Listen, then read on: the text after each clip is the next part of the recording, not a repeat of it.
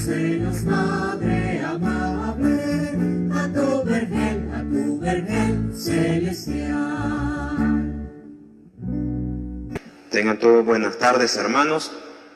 Continuamos con las charlas marianas, dedicadas obviamente a María Santísima Inmaculada Concepción de María. En el nombre del Padre, el Hijo y el Espíritu Santo. Amén. Dios te salve María, llena eres de gracia, el Señor es contigo. Bendita eres entre todas las mujeres, bendito sea el fruto de tu vientre Jesús. Santa María, Madre de Dios, ruega Señora por nosotros los pecadores, ahora y en la hora de nuestra muerte. Amén. María, Madre de la Iglesia, ruega por nosotros. San José, protector de la Iglesia Universal, ruega por nosotros. San Francisco de Asís, ruegue por nosotros.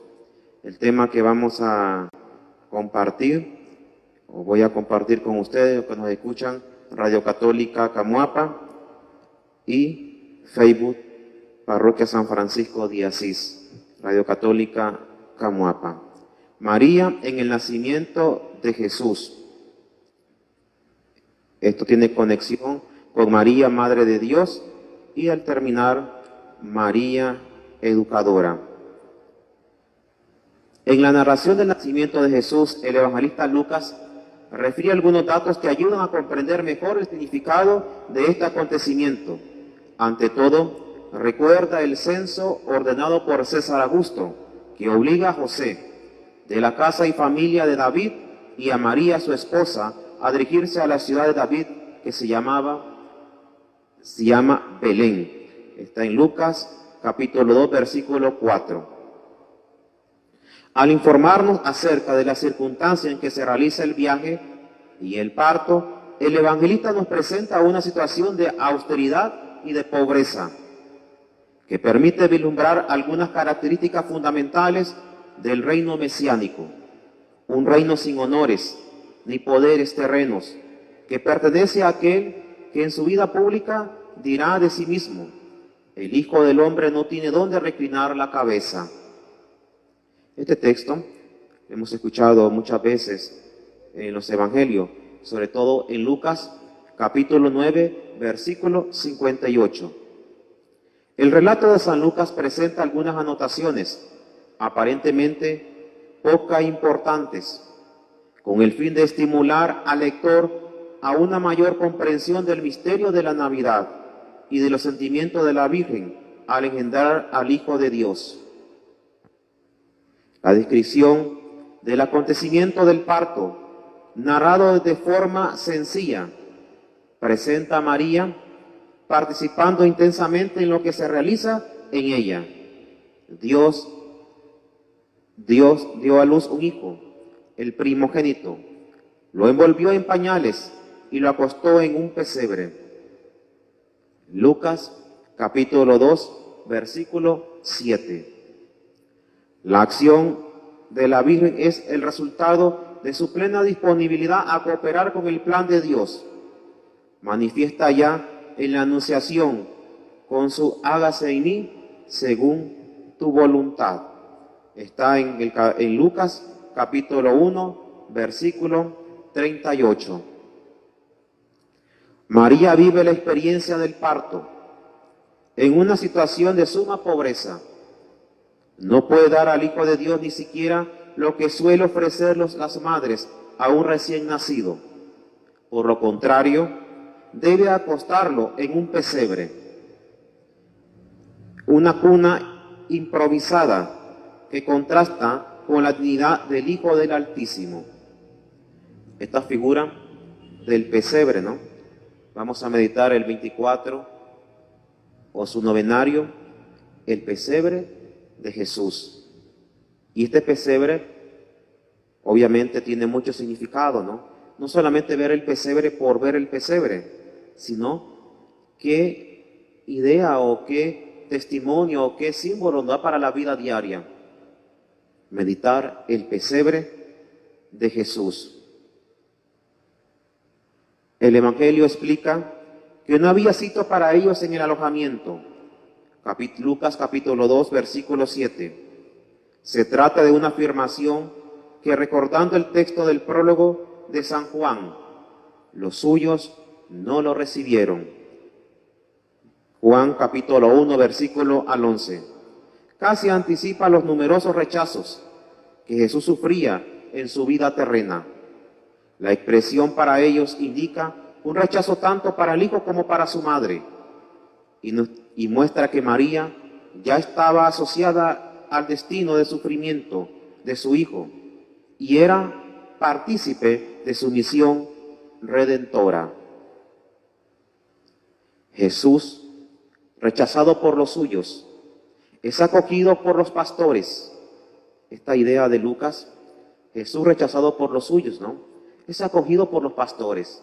¿Y cuáles eran los suyos? El pueblo, en primer lugar, la jerarquía religiosa, segundo lugar, la misma gente que estaba, sobre todo que le seguían, algunos de ellos también se alejaron. Hombres rudos, dice, no muy considerados, pero elegidos por Dios para ser los primeros destinatarios de la buena nueva del nacimiento del Salvador. El mensaje que el ángel les dirige es una invitación a la alegría. Os anuncio una gran alegría, que lo será para todo el pueblo. Lucas capítulo 2, versículo 10. Acompañada por una exhortación a vencer todo miedo. No teman, no teman. Fue la palabra importante, sobre todo de Jesús en Lucas, ¿no? No teman. Papa Francisco, en los jóvenes en Panamá, lo mismo le va a decir, no tengan miedo. Hay que remar más adentro, ¿no? Y estas son las palabras que pone el Señor a la invitación, ¿no? Mismo Papa Francisco, en su encíclica, La alegría del Evangelio, su documento, tercer documento, ¿no? Para la Iglesia, ¿no? Sobre todo del Papa, la alegría del Evangelio, anunciar el Evangelio. En efecto, la noticia del nacimiento de Jesús representa para ellos, como para María, en el momento de la anunciación, el gran signo de la benevolencia divina hacia los hombres. En el divino Redentor, contemplado en la pobreza, en la cueva de Belén, se puede descubrir una invitación acerca de aquel que confianza da esperanza a la humanidad. El cántico de los ángeles, gloria a Dios en las alturas y en la tierra paz a los hombres, a quienes Él complace. Que se puede traducir también por los hombres de benevolencia y revela a los pastores lo que María había expresado en su Magnífica. El nacimiento de Jesús es el signo del amor misericordioso de Dios que se manifiesta especialmente hacia los más humildes y los necesitados. En este texto vemos cómo este anuncio de María por medio del ángel es la alegría, ¿no? La alegría plena que el Señor viene a la vida. Gloria a Dios en las alturas. Vamos a cantar el día de la Nochebuena, ¿no? Gloria a Dios en las alturas y en la tierra paz a los hombres que ama el Señor. Dice el texto original, a los que ama, a los que complace el Señor. Dice una de las palabras grandes para la vida, ¿no? Sobre todo esa alegría, elevar a Dios las grandezas, las tristezas, los fracasos, las esperanzas, y más bien buscando en esta tierra la paz. Y esa fue la gran misión de Jesús, ¿no? Buscar la paz en el credo, en el ten piedad, a la hora de que después de la consagración, Jesús mismo nos va a decir, la paz les dejo, mi paz les doy. No tengas en cuenta nuestros pecados. Y es el caminar de Dios, ¿no? La paz. A la invitación del ángel, los pastores responden con entusiasmo y prontitud. Vayamos pues hasta Belén y veamos lo que sucedió en el Señor, quien se ha manifestado. Lucas capítulo 2, versículo 15. Su búsqueda tiene éxito. Encontraron a María y José y al niño. Como nos recuerda el concilio, la Madre de Dios muestra con alegría a los pastores, a su hijo primogénito, el Lumen Gentium, número 57. Es el acontecimiento decisivo para su vida. El deseo espontáneo de los pastores de referir lo que les había dicho acerca de aquel niño. Lucas capítulo 2, versículo 17. Después de la admirable experiencia del encuentro con la madre y del hijo, sugiere a los evangelizadores de todos los tiempos la importancia, más aún la necesidad de una profunda relación espiritual con María, que permite conocer mejor a Jesús y convertirse en heraldo jubiloso de su evangelio y la salvación. Frente a estos acontecimientos extraordinarios, San Lucas nos dice que María guardaba todas las cosas y la meditaba en su corazón. Esta es la experiencia también grande de María ante las situaciones difíciles, ante la dificultad, ante el sufrimiento que va pasando Jesús, ante la experiencia que tiene ella misma, ver a su hijo clavado en la cruz, el vivir ese Vía Crucis que lo meditamos y lo reflexionamos en Semana Santa, ¿no? Los Viernes Santos. María, dice, lo guardaba y lo meditaba en su corazón. Una de las virtudes grandes de esta gran mujer de Nazaret, María Santísima, está en el capítulo 2, versículo 19 de San Lucas. Mientras los pastores pasaban del miedo a la admiración y a la alabanza, la Virgen, gracias a su fe, mantiene vivo el recuerdo de los acontecimientos relativos a su hijo y los profundiza con el método de la meditación en su corazón, o sea, en el núcleo más íntimo de su persona. De ese modo, ella sugiere a otra madre, la Iglesia, que privilegie el don y compromiso de la contemplación y de la reflexión para poder acoger el misterio de la salvación, comprenderlo más y anunciarlo con mayor impulso a los hombres de todos los tiempos. Este es el primer tema, María en el nacimiento de Jesús. María que dice el sí al ángel, ¿no? Aquí estoy, Señor, para hacer tu voluntad. Y en ese nacimiento de Jesús, obviamente las circunstancias fueron difíciles, como lo dice el texto. El pedir posada, el huir a Egipto, regresar de Egipto, el niño se le pierde, regresar de nuevo, manda a José a buscar al niño y por lo tanto, esa es la experiencia de Jesús, obviamente, en los brazos de María. María, Madre de Dios. La contemplación del misterio del nacimiento del Salvador ha impulsado al pueblo cristiano no solo a dirigirse a la Virgen Santísima como la Madre de Jesús, sino también reconocerla como Madre de Dios. Es verdad, esta verdad fue profundizada y percibida ya desde los primeros siglos de la era cristiana, como parte integrante del patrimonio de la fe de la Iglesia, hasta el punto de que fue proclamada solemnemente en el año 431 por el Concilio de Éfeso. En la primera comunidad cristiana, mientras crece entre los discípulos la conciencia de que Jesús es el Hijo de Dios, resulta cada vez más claro que María es el Theotokos, como dice en griego, ¿no? La Madre de Dios. Se trata de un título que no aparece explícitamente en los textos evangélicos, aunque en ellos se habla de la Madre de Jesús y se afirma que Él es Dios. En Juan capítulo 20, versículo 28, Juan capítulo 5, versículo 18 y Juan capítulo 30. Por lo demás, representa a María como Madre del Emmanuel, que significa el Dios con nosotros.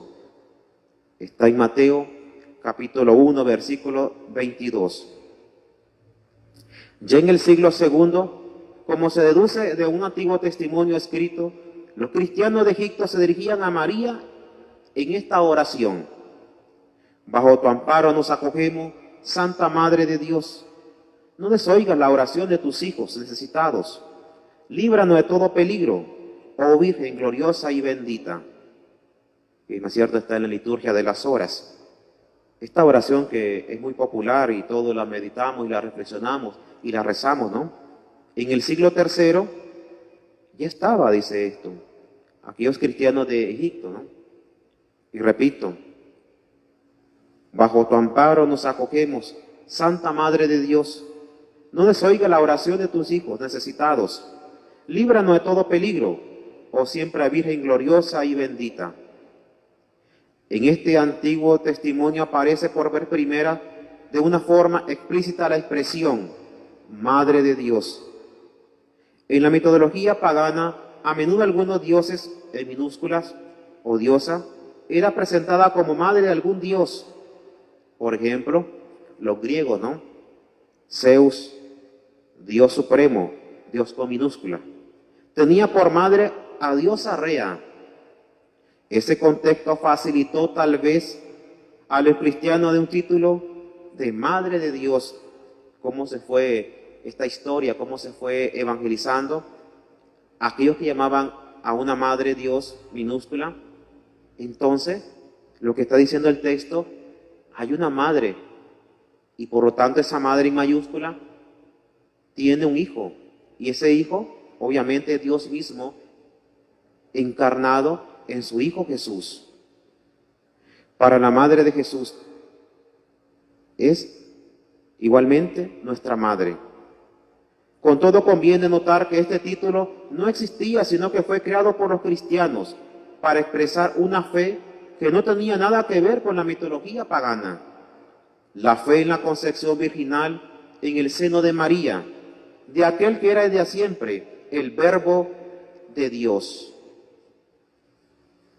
En el siglo IV, el término Madre de Dios ya se usaba con frecuencia tanto en el Oriente como en Occidente.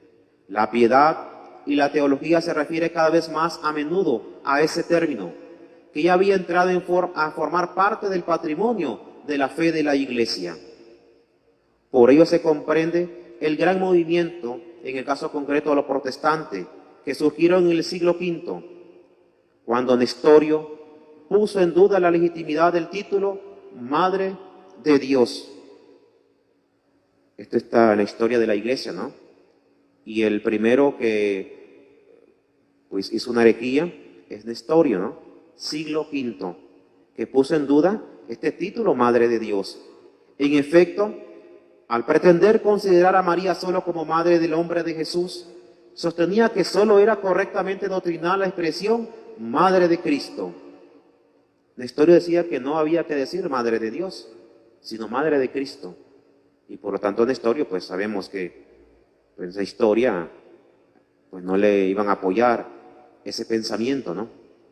Lo que indujo a Nestorio ese error fue la dificultad que sentía para admitir la unidad de la persona de Cristo y su interpretación errónea de la distinta entre las dos naturalezas, la divina y la humana, presentes en él.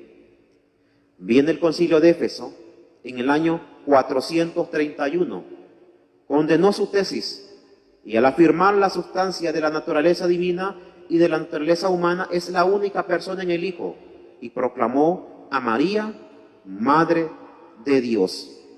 Después que viene Nestorio y no aceptaba el concepto Madre de Dios, sino decía Madre de Cristo, viene el concilio, como dice el texto, anuncia y se lleva a estudio este término teológico. Y por lo tanto el concilio va a contrastar a Nestorio, ¿no? Siglo V. Y el concilio de Éfeso proclama este título, María, Madre de Dios. Las dificultades y las objeciones planteadas por Nestorio nos obligan a la opción de hacer algunas reflexiones útiles para comprender e interpretar correctamente ese título. La expresión Madre de Dios, o en griego, Theotokos, que literalmente significa la que ha engendrado a Dios. A primera vista puede resultar sorprendente porque suscita la pregunta, ¿cómo es posible que una criatura humana engendre a Dios? La pregunta que se sigue en aquel contexto, ¿no? La respuesta de la fe de la Iglesia es clara. La maternidad divina de María se refiere solo a la generación humana del Hijo de Dios y no su generación divina. El Hijo de Dios fue engendrado desde siempre y por siempre por Dios Padre y es consustancial con Él. Evidentemente, en esa generación eterna, María no intervino para nada, pero el Hijo de Dios hace 2000 años tomó nuestra naturaleza humana y entonces María la concebió y lo dio a luz. Interesante esta expresión, ¿no? Lo humano y lo divino, ¿no? Para muchos, Dios solamente es humano.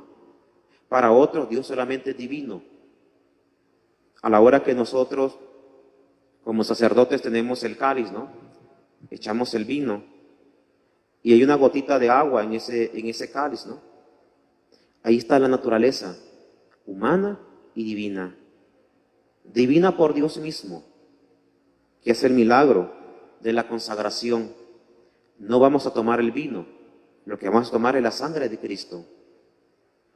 Y la agua es lo humano, ¿no? Jesús mismo cuando está en la cruz, que dice su costado salió sangre y agua.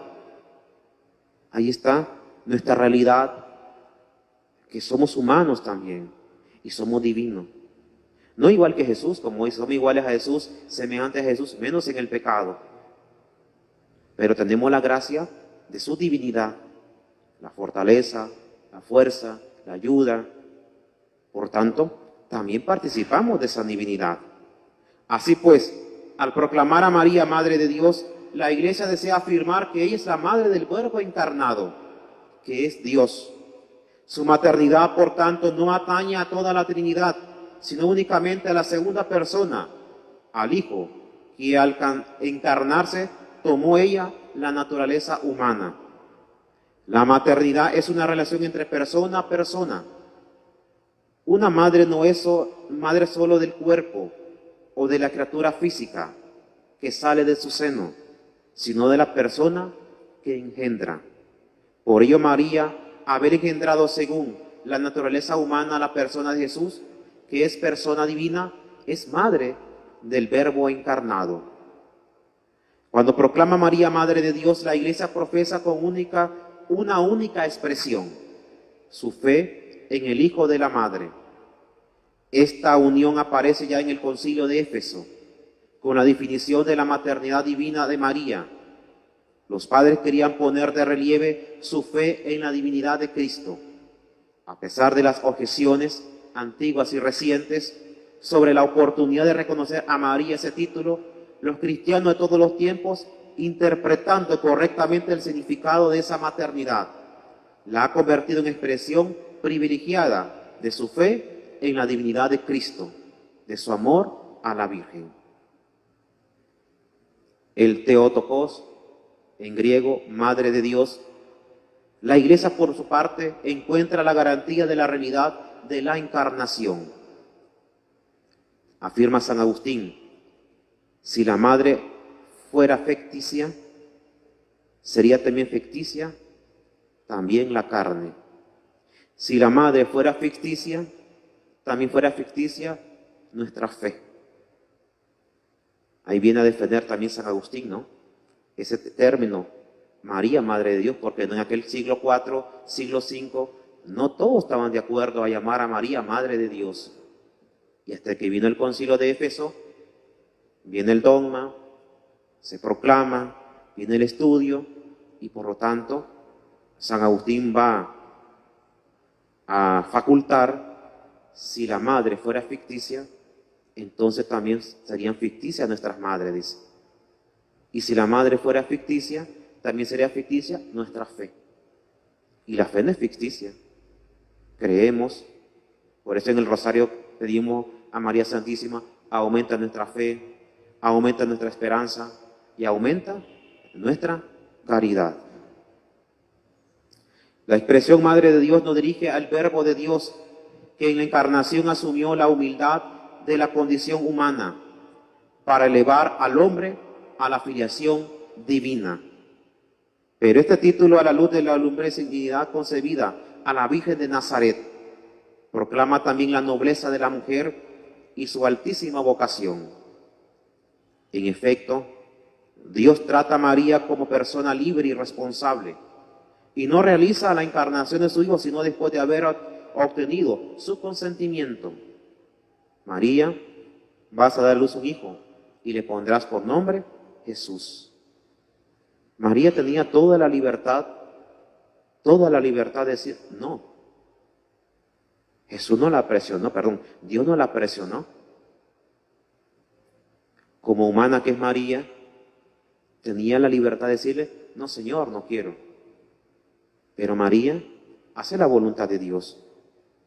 Es responsable de la misión que el Señor le ha encomendado a Dios mismo.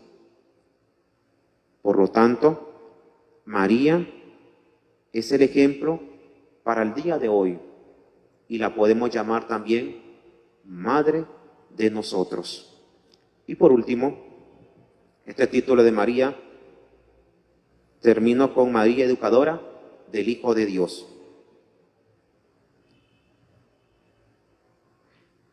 Aunque se realizó por obra del Espíritu Santo, de una madre virgen, la generación de Jesús, como todos los hombres, pasó por las fases de la concepción, la gestación, el parto, como toda madre, ¿no?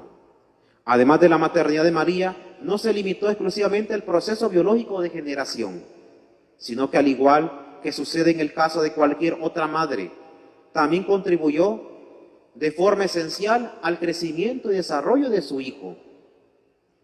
Eso es interesante, ¿no? Es el Hijo de Dios, es madre de Jesús. Tenía que pasar todo ese proceso que pasa toda mujer o toda mamá en su parto, ¿no? Y el estar también allí no significaba que bajaban el pan del cielo. O Jesús, no tenemos pan, es el milagrito de los panes. Jamás. Tenía su padre José, que tenía que trabajar en el taller de Nazaret. Tenía su mamá María, que tenía que estar también, como toda mujer, en la labor de la casa. En aquel momento el machismo, ¿no? La mujer no podía ir a trabajar, tenía que estar en la casa. Más la cultura judía.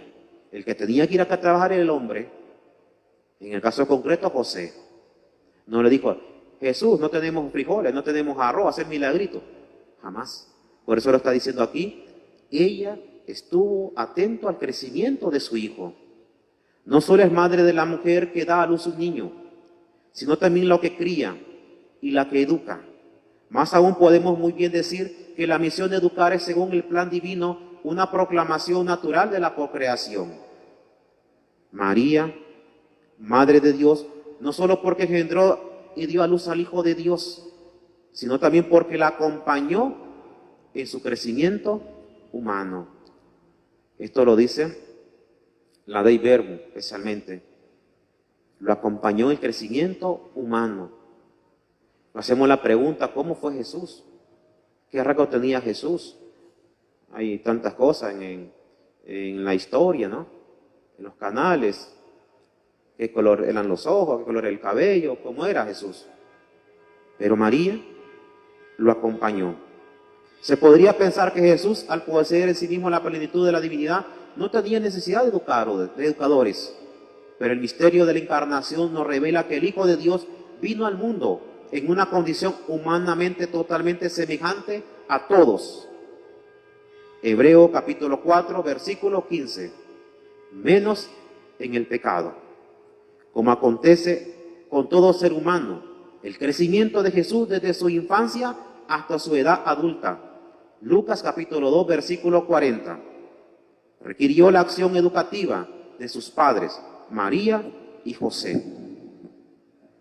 Además de la presencia materna de María, Jesús podía contactar con la figura paterna de José, el hombre justo. Mateo capítulo 1, versículo 19, que garantizaba el necesario equilibrio de la acción educadora. Desempeñando la función de padre, José cooperó con su esposa para que la casa de Nazaret fuera un ambiente favorable al crecimiento de la maduración personal del Salvador y de la humanidad. Luego, al enseñarse el duro trabajo de carpintero, José permitió a Jesús insertarse en el mundo del trabajo y de la vida social. Ahí están las prédicas de Jesús, ¿no? Y los mismos fariseos le preguntaban, ¿dónde aprendió usted tantas cosas?